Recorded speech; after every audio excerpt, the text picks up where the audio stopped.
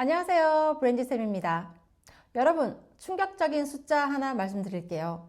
2026년 수능영어 1등급 비율 단 3.11%였습니다.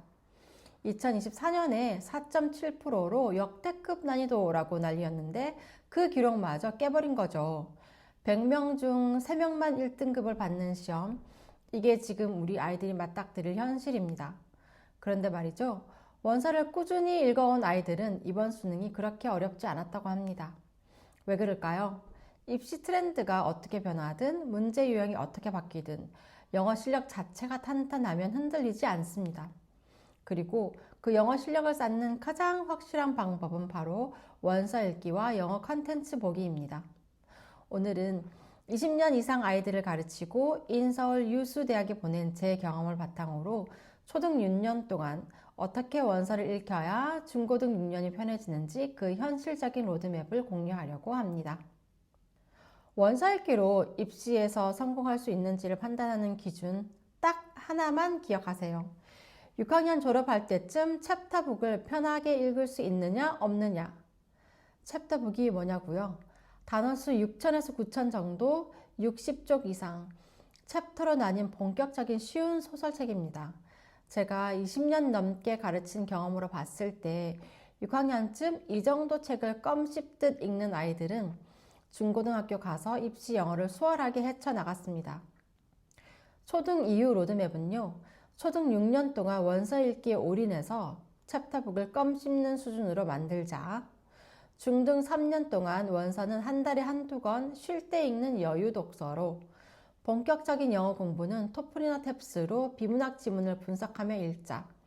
이게 현재 입시 수준에서 가장 현실적인 방법입니다. 자, 이제 우리 아이가 챕터북을 읽을 수 있을 것 같다. 그럼 어떻게 읽히는 게 가장 효과적일까요? 챕터북 음원 한 권이 60분 안팎인데 한 자리에서 끝까지 들을 수 있어야 합니다. 원어민이 읽어주는 책을 들으면서 전체 스토리 라인을 파악하는 것이 목적입니다. 혼자 읽으면 힘들어도 원어민이 읽어주는 건 재밌어요. 하루에 한 권씩 매일 청독 또는 같은 책을 하루는 청독, 하루는 묵독으로 2번 읽는 것이 효과적입니다. 청독만 하는 아이들은 스스로 잘 안 읽으려는 경향이 있습니다. 그래서 청독과 묵독 두 가지를 골고루 시켜주는 것이 좋습니다. 챕터북 한 권 끝날 때마다 중요 단어 5개에서 10개를 스케치노트 형식으로 정리합니다. 챕터북부터는 어휘를 반드시 챙겨야 합니다. 책 읽는 중간에 읽기를 멈추고 단어를 찾는 것이 아니라 읽는 동안 눈에 밟히는 단어는 포스트잇 같은 것으로 표시를 해두고 책을 다 읽은 다음에 표시해둔 단어를 찾습니다. 그래야 책 읽기의 흐름이 깨지지 않습니다. 일주일에 한 권은 줄거리 쓰고 챗GPT에게 확인을 받습니다. 요즘 아이들 점점 쓰기 활동을 안 해서 운필력이 엉망입니다. 최근에 리딩 레벨이 어느 정도 되는 4학년이 쓴 글을 봤는데 쓰기는 운필력이 거의 1, 2학년 수준이더라고요.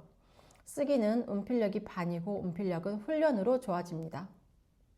음원이 잘 만들어진 챕터북 추천할게요. Zach Biles, My Weird School, Captain Underpants, Marvin Redpost, A to Z Mysteries, Andrew Lost. 이 책들을 우리 아이가 아직 읽거나 듣지 않았다면 꼭 한번 들려줘 보세요. 아주 좋아할 거예요. 엄마표 영어 하는 아이 중에 듣기 걱정되는 아이 있나요? 없죠. 그만큼 귀를 먼저 뚫는 게 가장 쉽고 효과적입니다. 저희 아이는 8세 이전까지는 DVD 플레이어로 영상 노출을 했는데요. 도침하면서 애니메이션 DVD를 구입해서 보여줬어요. 요즘은 워낙 OTT가 잘 되어 있어서 DVD 사용하는 분들이 많이 없을 것 같은데 저는 미취학 아이들에게는 DVD 플레이어를 진짜 강추합니다. DVD 플레이어의 장점은 유튜브나 넷플릭스처럼 조금 지루한 장면이 나온다고 금방 다른 영상으로 바꾸지 않아요. 그래서 DVD 하나를 끝까지 보게 하는 힘이 있습니다. 8세 이후에는 넷플릭스와 유튜브로 영어 노출하고 있어요.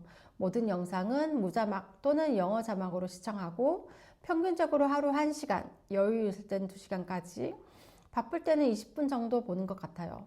요즘 즐겨보는 넷플릭스는 틴 타이탄 고, 아바타 같은 거, 유튜브로는 주로 과학이나 게임 영상을 봅니다. 게임 영상, 솔직히 고민되시죠? 저도 그래요. 저희 아들도 써니앤멜론 같은 게임 영상을 너무 봐서 고민하고 있었는데 지인 말, 어차피 못 보게 하면 몰래 볼 거다. 몰래 보게 하느니 차라리 할 일 다 하고 마음 편하게 보게 해라. 그래서 저도 이 규칙을 적용하고 있습니다. 실제로 유튜브 영상들이 DVD 애니메이션보다 실생활에 가까운 날것의 영상이라 스피킹 아웃풋은 유튜브 덕을 좀 봤다고 생각해요.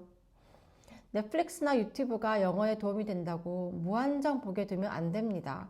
규칙을 명확히 세우세요. 시간으로 설정했다면 알람 울리면 반드시 끈다. 편수로 설정했다면 약속한 편 지나면 반드시 끈다. 영상은 책보다 훨씬 중독성이 강합니다. 그래서 규칙을 꼭 지켜서 보게 하는 것이 무엇보다 중요하다고 생각합니다. 원서로 비문학을 잘 안 읽는 아이들에게 유튜브는 진짜 큰 도움이 됩니다. 제가 추천하는 채널은 TED Ed, Mark Rober, Science Max, Khan Academy, Crash Course인데요. 꼭 이 채널 방문하셔서 확인해 보세요. 진짜 보석 같은 채널입니다. 이렇게 영어 컨텐츠를 꾸준히 본 아이들은 모든 종류의 듣기 테스트에서 탁월한 성적을 거둡니다. 왜냐고요?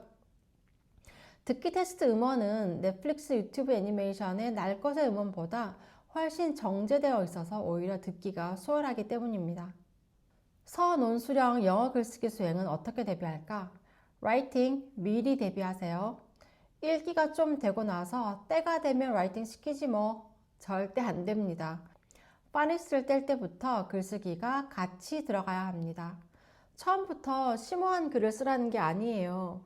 쓰기 자체를 파닉스 할 때부터 시작해야 한다는 겁니다.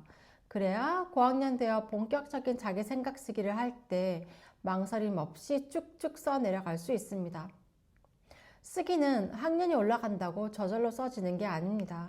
쓰기 습관으로 다져진 운필력 플러스 독서로 채워진 아이디어와 논리, 이 둘이 있어야 쭉쭉 써집니다. 중고등 영어 글쓰기 수행 난이도를 보여드릴게요. 중학교 영어 글쓰기 수행 난이도는 학교마다 조금 다를 수는 있겠지만 예를 들면 좋아하는 음악과 음악가에 대해 소개하기, 존경하는 사람에게 편지 쓰기 같은 정도인데 수동태와 조건절을 반드시 포함해야 한다든지 하는 문법 포함 문단 쓰기를 요구하고 있습니다. 고등학교 영어 글쓰기 수행은 진로 탐색과 관련된 영어 글쓰기, 주제를 하나 선택해서 쓰는 설득적인 에세이나 보고서 수준의 영작을 요구합니다. 특히 특목고를 목표로 하고 있다면 더더욱 수준 높은 에세이 쓰기를 할 수 있어야 합니다. 우리 아이들이 중고등학교 가서 영어 수행을 위해 글쓰기 훈련할 시간은 없습니다. 초등 때 훈련한 힘으로 중고등 6년을 버텨야 합니다. 그리고 글쓰기 실력은 한순간 늘지 않습니다. 초등 저학년에 쓰기 습관 잡고 초등 고학년에 글쓰기 기술 익히기, 이게 정답입니다. 오늘 영상 정리해 드릴게요. 초등 6년 동안 챕터북을 껌 씹는 수준으로 읽을 수 있게 원서 레벨 올리기, 영어 컨텐츠를 규칙을 가지고 꾸준히 노출하기, 글쓰기는 파닉스 때부터 시작, 고학년 때 기술 완성하기, 이 세 가지만 제대로 하면 입시 트렌드가 어떻게 변하든 흔들리지 않는 영어 실력을 만들 수 있습니다. 초등학생을 위한 영어 글쓰기 어떻게 시켜야 할지 방법이 궁금하시다면 상단 카드 뉴스 확인하시고 고정 댓글에서 무료 수업 신청해 주세요. 오늘 영상이 도움되셨다면 구독, 좋아요, 알림 설정으로 응원해 주세요. 컨텐츠 제작하는 데 큰 힘이 됩니다. 감사합니다. 브랜디쌤이었습니다.